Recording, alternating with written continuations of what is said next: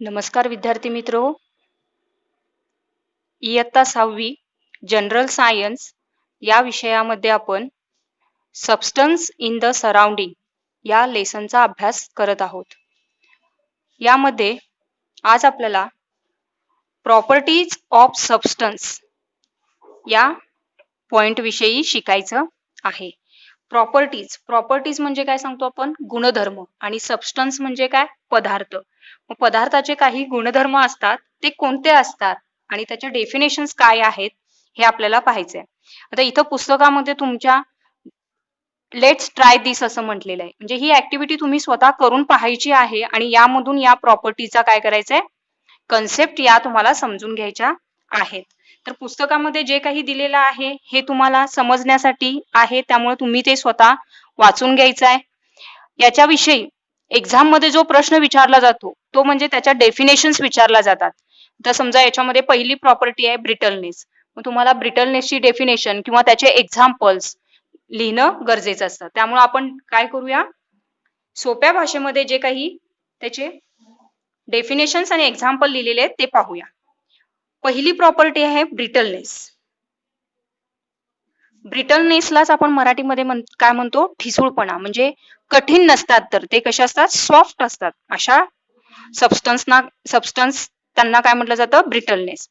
Definition काय आहे पहा याची. When pressure is applied on the substance break into small particles. This property is called brittleness. Example chalk, glass, brick. तुम्ही जर खडू एखादा हातामध्ये घेतला आणि त्याच्यावरती जर प्रेशर अप्लाय केला तर ते खडूचे काय होतात? तुकडे पडतात. मग त्या प्रॉपर्टीलाच काय म्हटलं जातं? ब्रिटलनेस. म्हणजे इझिली जे सबस्टन्स ब्रेक होतात, तुटतात, त्या प्रॉपर्टीला ब्रिटलनेस असं म्हटलं जातं. तुम्ही पुस्तकामध्ये त्याचा फोटो देखील पाहू शकता. सेकंड प्रॉपर्टी आहे हार्डनेस. हार्डनेस म्हणजेच काय? कठीणपणा. म्हणजे एखाद्या पदार्थावरती आपण जर प्रेशर अप्लाय केलं तर प्रेशर अप्लाय केल्यानंतर तो सहजासहजी ब्रेक होऊ शकत नाही, तुटू शकत नाही. त्या सबस्टन्सच्या प्रॉपर्टीला हार्डनेस असं म्हटलं जातं. पहा definition. When pressure is applied on the substance, the substance does not break into small particles. This property is called hardness. Example iron, wood, stone. समजा लाकडी एखादी फळी तुम्ही हातामध्ये घेतली मोठी अशी, किंवा लोखंडाचा एखादा तुकडा घेतला, प्लेट घेतली आणि ती जर तुम्ही हाताने मोडायची म्हटली तर ती तुम्हाला सहजासहजी तुटू शकते का? नाही तुटणार. का? कारण त्याच्यामध्ये जे पार्टिकल्स असतात ते स्ट्रॉंगली बाइंड झालेले असतात, म्हणून ते इझिली ब्रेक होत नाहीत. आणि अशा प्रॉपर्टीला काय म्हटलं जातं? हार्डनेस. या ब्रिटलनेस आणि हार्डनेस दोन्ही अपोजिट प्रॉपर्टी आहेत. ब्रिटलनेस म्हणजे इझिली ब्रेक होतात आणि हार्डनेस म्हणजे इझिली ब्रेक होत नाहीत. नेक्स्ट प्रॉपर्टी आहे elasticity. The substance change there shape when a force is applied on them but return to original shape when force is removed. This property is called elasticity. तुम्ही रबरचं example या ठिकाणी घेऊ शकता. तुम्ही rubber समजा सुरुवातीला छोटा आहे आणि त्याला दोन्ही बाजूनी जर तुम्ही ओढलं, प्रेशर अप्लाय केला, फोर्स अप्लाय केला, तर काय होणार आहे? तो रबर पूर्णपणे ताणणार आहे. आणि जेव्हा तुम्ही तो रिमूव्ह करता फोर्स, तेव्हा ते परत काय होतं? आहे त्या ओरिजिनल पोझिशनला येतो. आणि त्या प्रॉपर्टीलाच काय म्हटलं जातं? Elasticity. Example rubber, sponge. Sponge देखील बघा, तुम्ही स्पंजला जर प्रेस केला तर त्याचा शेप काय होतो? कमी होतो. आणि सोडलं तुम्ही तर पुन्हा ते आहे त्या पोझिशन मध्ये येतात. त्या प्रॉपर्टीला काय म्हटलं जातं? Elasticity. When force is applied, the substance changes their shape and return to its original shape when force is remove. जेव्हा आपण बल त्याच्यावरती टाकतो तेव्हा त्याचा शेप चेंज होतो, आणि जेव्हा आपण बल रिमूव्ह करतो म्हणजे काढतो तेव्हा पुन्हा आहे त्या शेपला तो सबस्टन्स येतो. त्या प्रॉपर्टीलाच काय म्हटलं जातं? इलास्टिसिटी. नेक्स्ट आहे फ्लुइडिटी. फ्लुइडिटी म्हणजे liquids flow downward on a sloping surface. This property is called fluidity. म्हणजे एखादा पातळ पदार्थ जेव्हा स्लोपिंग सरफेस म्हणजे तिरकस असा भाग असतो. स्लोपिंग सरफेस म्हणजे काय? तिरकस भाग, स्लोप. त्याच्यावरून आता इथं बघा आपण उदाहरणार्थ तुम्ही घसरगुंडी वगैरे पाहिली असेल, असं हा तिरका भाग जो आहे त्याला आपण काय म्हणतो, स्लोपिंग सरफेस. आणि जर समजा एखादं लिक्विड आपण इथं पुअर केलं, ओतलं, तर काय होणार आहे, ते घसरत घसरत खाली येणार आहे. आणि त्या प्रॉपर्टीलाच काय म्हटलं जातं, fluidity. Liquid flow downward on a sloping surface, this property is called fluidity. For example आपण पुस्तकामध्ये बघूया. इथं बघा काय केलेलं आहे, कार्डबोर्ड घेतलेला आहे आणि याच्यावरती गम, डिंक, हनी, मध आणि पाणी या तिन्हीचे काय केलेले आहेत, थोडे थोडे ड्रॉप या ठिकाणी ओतलेले आहेत. आणि थोड्या वेळानंतर काय होतं बघा, पाणी लगेचच काय होईल, खाली काय होणार आहे, ते फ्लोट होणार आहे. पण हनी किंवा गम स्लोली होणार आहे. मग या प्रॉपर्टीलाच काय म्हटलं जातं, फ्लुइडिटी असं म्हटलं जातं. नेक्स्ट प्रॉपर्टी आहे डेन्सिटी. डेन्सिटीला आपण काय म्हणतो, घनता. डेन्सिटी म्हणजे काय सांगणार आहे, the mass per unit volume is called density. म्हणजे एखादा जर सबस्टन्स घेतला, त्या सबस्टन्सचं वजन आणि त्याचा जो व्हॉल्यूम आहे तो डिवाइड केला की आपल्याला काय मिळते, डेन्सिटी मिळते. The mass per unit volume is called density. Mass divided by volume. समजा एखादा सबस्टन्स आहे, त्याचा मास जास्त आहे आणि व्हॉल्यूम जर कमी असेल तर त्याची डेन्सिटी काय येणार आहे, जास्त असणार आहे. म्हणजे त्याच्यामध्ये जे पार्टिकल्स आहेत, समजा आता असं आपण म्हणूया की हा एक सबस्टन्स आहे आणि या सबस्टन्सचा मास 1 kg आहे आणि त्याचा व्हॉल्यूम काय सांगतो आपण, 1 मीटर क्यूब आहे. तर याच्यामध्ये जे पार्टिकल्स असणार आहेत, ते पार्टिकल्स जर समजा असे क्लोजली अटॅच्ड जर असतील एकमेकाला, तर त्याची डेन्सिटी काय असते, जास्त असते. आणि जर ते लूजली अटॅच असतील, म्हणजे मास कमी आहे आणि व्हॉल्यूम पण जास्त असेल, तर त्याची डेन्सिटी काय असणार आहे, कमी. त्यामुळे तुम्ही तर डेफिनेशन आपल्या परीक्षेच्या दृष्टिकोनातून काय लक्षात ठेवू शकता, the mass per unit volume is called density.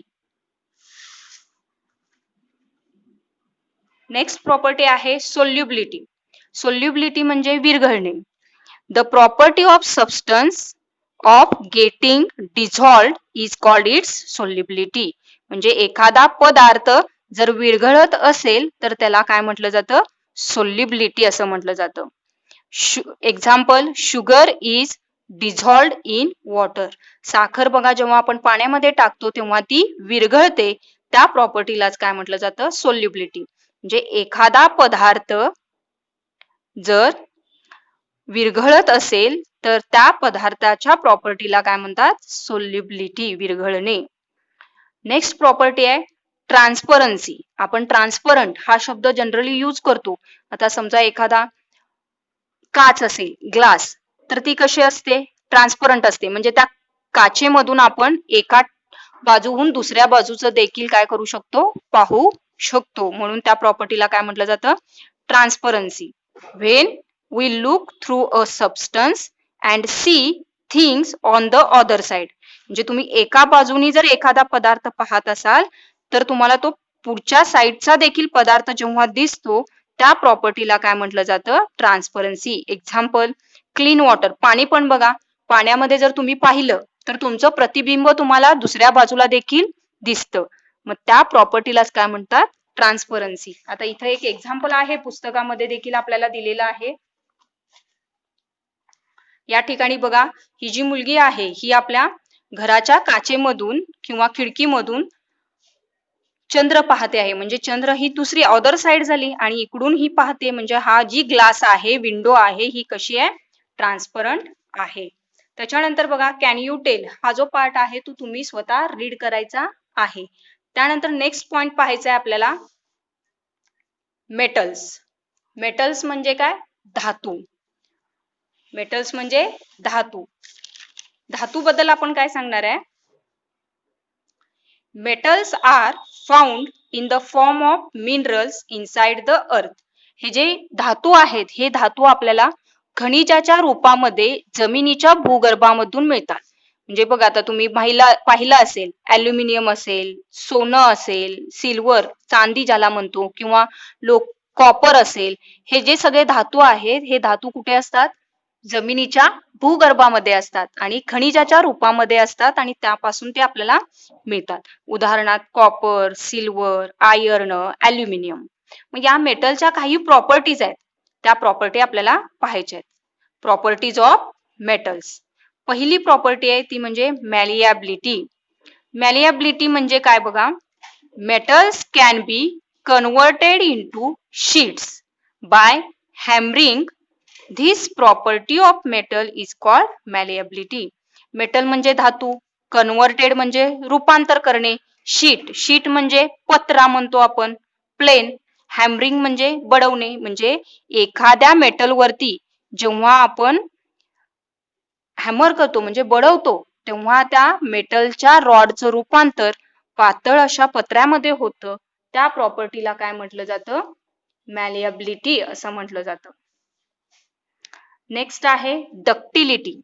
Ductility म्हणजे तन्यता म्हणतात. मराठीमध्ये याला काय म्हटलं जातं? तंतुभवनशीलता किंवा तन्यता. Metals can B stretched and drawn into wires. This property of metal is called ductility. इथे एक एक्झाम्पल पाहूया, फोटो पाहूया आपण, याच्यातून आपल्याला लक्षात येईल. आता बघा, घरामध्ये तुमच्या जे इलेक्ट्रिकल फिटिंग केलं जातं, लाईट फिटिंग, त्याच्यामध्ये अशा रबर टाईप वायर्स असतात, पण ती जर तुम्ही खोलली तर त्याच्या आतमध्ये आपल्याला कॉपरची वायर पाहायला मिळते. मग हा कॉपर एक मेटल आहे आणि या मेटल पासून अशा वायर्स बनवल्या जातात आणि या वायर्स बनवण्याची जी प्रॉपर्टी आहे त्यालाच काय म्हटलं जातं? डक्टिलिटी. म्हणजे इथं आपण काय सांगणार? The metal can be converted into wires. This property is called ductility. मग आपण कॉपरच्या वायर बनवतो, ॲल्युमिनियमच्या वायर बनवल्या जातात. जर उदाहरणार्थ तुम्ही जर सोनं घेतलं तर सोन्यापासून पण बघा त्याचे आपल्याला बिस्किट रूपामध्ये पण ते पाहायला मिळतं आणि त्याचे चेन सुद्धा आपण बनवतो किंवा त्याची अंगठी आपण जी पिळाची घालतो तीही काय केली जाते?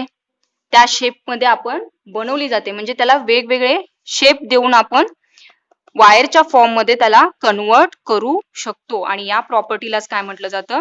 डक्टिलिटी. नेक्स्ट प्रॉपर्टी आहे electrical conductivity. All metals are conductors of electricity. This property is called electrical conductivity. म्हणजे सगळे जे मेटल्स आहेत त्या मेटल्स मधून उष्णता, विद्युत प्रवाह वाहू शकतो. कंडक्टर्स म्हणजे वाहने, इलेक्ट्रिसिटी म्हणजे विद्युत प्रवाह. म्हणजे मेटल मधून काय होतं? विद्युत प्रवाह होऊ शकतो. त्या प्रॉपर्टीला काय म्हटलं जातं? Electrical conductivity. उदाहरणार्थ कॉपर, ॲल्युमिनियम. बघा, आपण बटन जर चालू केलं तर लगेच लाईट लागते. याचा अर्थ काय? जी आपण कॉपरची वायर घेतलेली आहे त्या कॉपरच्या वायर मधून काय होते? इलेक्ट्रिसिटी पास होते आणि म्हणूनच त्या प्रॉपर्टीला काय म्हटलं जातं? Electrical conductivity. नेक्स्ट आहे थर्मल कंडक्टिव्हिटी. थर्मल म्हणजे हीट, उष्णता ज्याला म्हणतो आपण. मग समजा इथं तुम्ही काय करा, आपण कन्सिडर करूया हा आयर्नचा एक रॉड आहे आणि आयर्नच्या या साईडला आपण एका बाजूला काय केलं? हीट केलं, गरम केलं, तर काय होतं? आपला दुसरा हात आपण ज्या ठिकाणी पकडलेला आहे तिकडे सुद्धा आपल्याला गरम लागतं. याचा अर्थ काय? जर आपण when a piece of metal is heated at one place, the whole metal become hot. जे आपण एका बाजूला जरी मेटलच्या हीट केलं तर पूर्ण मेटल काय होतो? हॉट होतो. तो पूर्ण पीस काय होतो? हॉट होतो. आणि त्या प्रॉपर्टीलाच काय म्हटलं जातं? Thermal conductivity. म्हणजे आपण मराठीमध्ये त्याला उष्णतेचे सुवाहक असं म्हणतो. म्हणजे मेटल मधून उष्णता वाहते म्हणून त्यांना उष्णतेचे सुवाहक असे म्हणतात. उदाहरणार्थ आयर्न, कॉपर, ॲल्युमिनियम सगळेच मेटल. नेक्स्ट प्रॉपर्टी आहे लश्चर. लश्चर म्हणजे चकाकीपणा. सगळ्या मेटलना चकाकीपणा असतो. तुम्ही सोन्याचे, चांदीचे, प्लॅटिनमचे दागिने घालता, मग बघा त्यांना जेव्हा पॉलिश केलं जातं तेव्हा ते परत नव्यासारखे दिसतात. म्हणून काय सांगितलंय? ऑल मेटल्स आर शाईन और lustre. Example gold, silver, platinum. उदाहरणार्थ आपण घरचं जर घ्यायचं झालं तर कॉपरचं देखील एक्झाम्पल घेऊ शकतो. आपल्या घरामध्ये देवाऱ्यामध्ये कॉपरची भांडी असतात. ती कॉपरच्या भांड्यावरती बघा ग्रीन कलरचे स्पॉट आलेले असतात, ग्रीन ब्लॅक कलर मध्ये. जेव्हा आपण ते पितांबरीनं घासतो तेव्हा ते पुन्हा नव्यासारखं चमकायला लागतं आणि त्याच प्रॉपर्टीला काय म्हटलं जातं? लश्चर असं म्हटलं जातं. आणि लास्ट मेटलची प्रॉपर्टी आहे सोनोरिटी. सोनोरिटी म्हणजे काय बघा? Metals produce a ringing sound. This property is called sonority of metals. Ringing sound म्हणजे काय? आवाज. मेटल पासून काय होऊ शकतात, आवाज तयार होऊ शकतात आणि किंवा निर्माण आपण करू शकतो, त्या प्रॉपर्टीलाच काय म्हटलं जातं, सोनोरिटी असं म्हणतात. एक्झाम्पल बघा, सगळे मेटल्स, मग त्याच्यामध्ये आयर्न येतात, ॲल्युमिनियम येतं. उदाहरणार्थ बघ, आपण स्कूलची बेल बघा, स्कूलच्या बेलवरती जेव्हा आपण रॉडनी हॅमर करतो तेव्हा आपल्याला तिथं साऊंड ऐकायला मिळतो. आणि आपल्या पुस्तकामध्ये पण बरेचसे एक्झाम्पल दिलेले आहेत. इथं बघा, आपण इलेक्ट्रिकल कंडक्टिव्हिटी, थर्मल कंडक्टिव्हिटीसाठी एक्झाम्पल पाहू शकतो. आपलं घरामध्ये आपण तवा पाहिलेला आहे. जेव्हा आपण त्याला हीट करतो तेव्हा तो पूर्ण काय होतो, गरम होतो. थर्मल सोनोरिटी मध्ये सुद्धा हे एक्झाम्पल्स आहेत. म्युझिकल इन्स्ट्रुमेंट, वीणा वगैरे, याच्यामध्ये पण बघा, ह्या तारा असतात याच्यामध्ये मेटलच्या, आणि त्या आपण हलवल्यानंतर त्याच्यामधून साऊंड क्रिएट होतो. म्हणून त्या metal produce ringing sound and this property is called sonority of metals. या ठिकाणी हा तुमचा जो लेसन आहे तो इथं संपतो. Always remember what we learn, हे तुम्ही सगळ्यांनी वाचून घ्यायचं आहे. आणि सगळे जे दिलेल्या नोट्स आहेत त्या सगळ्या तुम्ही वहीमध्ये लिहायच्या आहेत, कारण एक्झामच्या दृष्टिकोनातनं या नोट्स तुम्हाला महत्वाच्या आहेत. त्याचबरोबर 8वीला 11वीला वगैरे सायन्समध्ये हे पॉइंट तुम्हाला पुन्हा स्टडी करायचे आहेत. त्यामुळं सगळ्यांनी नोट्स वहीमध्ये लिहून घ्या आणि पुन्हा सगळ्याचं वाचन करायचं आहे आणि आपण एक्सरसाइज सोडवणार आहोत.